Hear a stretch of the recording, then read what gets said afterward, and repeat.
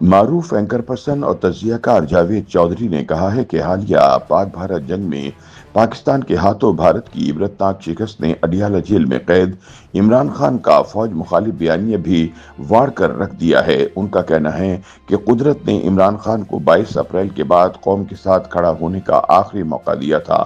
عمران اگر پہلگام کے واقعے کو بنیاد بنا کر اپنی فوج اور جنرل عاصم منیر کا ساتھ دینے کا اعلان کر دیتے، ان کی پارٹی فوجی بریفنگ میں شامل ہو جاتی اور دیگر سیاسی جماعتوں کی طرح بھارت کے خلاف افواج کی حمایت کا اعلان کر دیتی تو آج حالات یکسر مختلف ہوتے اور خان کی رہائی کا عمل شروع ہو چکا ہوتا۔ اپنے تازہ سیاسی تجزیے میں جاوید چودھری کہتے ہیں کہ عمران خان دھوکے میں مارے گئے۔ ان کا خیال تھا کہ پاکستانی فوج بھارت کا مقابلہ نہیں کر سکے گی اور وہ شکست کے بعد عوام کو ایک بار پھر فوج کے خلاف سڑکوں پر لے آئیں گے۔ تاہم پاکستانی افواج نے بھارت کو شکست دے کر نہ صرف مودی کے عزائم خاک میں ملا دیے بلکہ عمران خان کو بھی واڑ کے رکھ دیا۔ ان کا کہنا ہے کہ 9 مئی 2023 کو ملک بھر میں فوجی تنصیبات پر حملوں نے فوج کا خوف ختم کر دیا تھا، لیکن 10 مئی 2025 کو بھارتی شکست نے نہ صرف فوج کا امیج بحال کر دیا بلکہ قوم کو یہ تک سمجھا دیا کہ ہم اگر آج اپنے گھروں میں بیٹھے ہیں اور ہماری مسجدوں میں اذانیں اور نمازیں ہو رہی ہیں تو اس کی واحد وجہ اللہ کی ذات اور پاک فوج ہے۔ جاوید چودھری کہتے ہیں کہ جنرل عاصم منیر بھی 10 مئی سے ہیرو بن کر ابھرے ہیں۔ پاکستان میں آج 2 درجن لوگوں کو چھوڑ کر 24 کروڑ لوگ جنرل عاصم منیر کے ہاتھ چومنا چاہتے ہیں۔ لوگ انہیں فیلڈ مارشل بھی بنانا چاہتے ہیں۔ ان کا کہنا ہے کہ بھارتی عوام اپنے وزیر اعظم نریندر مودی کے تکبر کی سزا بھگت رہے ہیں۔ پاکستانی افواج نے 3 روز میں ہی بھارت کی چولے ہلا کر رکھ دی۔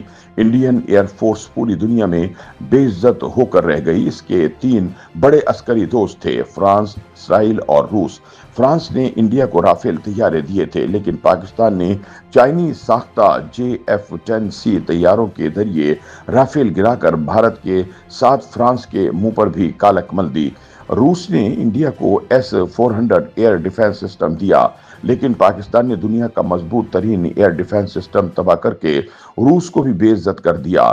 اسرائیل نے مودی کو ڈرونز دیے۔ اسرائیلی ماہرین بھی اس جنگ میں شامل تھے، لیکن پاکستان نے ڈرونز کا کمیونیکیشن سسٹم بریک کر دیا، جس کے بعد یہ اندھی چڑیوں کی طرح پاکستانی فضاؤں میں ڈولنے لگے اور شہری انہیں اپنی رائفلوں سے شکار کرتے رہے، لہٰذا اسرائیل بھی بے عزت ہو گیا۔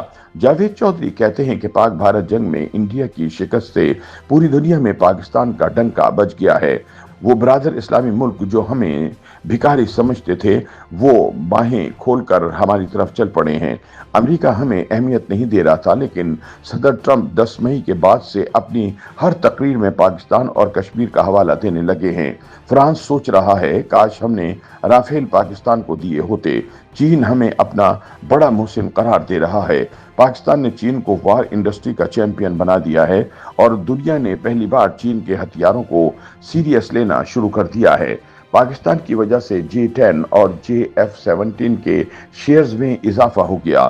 دوسری طرف پاکستان میں 1998 کے ایٹمی دھماکوں کے بعد پہلی مرتبہ اتنا اتحاد نظر آیا اور پوری قوم فوج کے پیچھے کھڑی ہو گئی۔ PTI کی وجہ سے فوج کا امیج بہت خراب ہو گیا تھا۔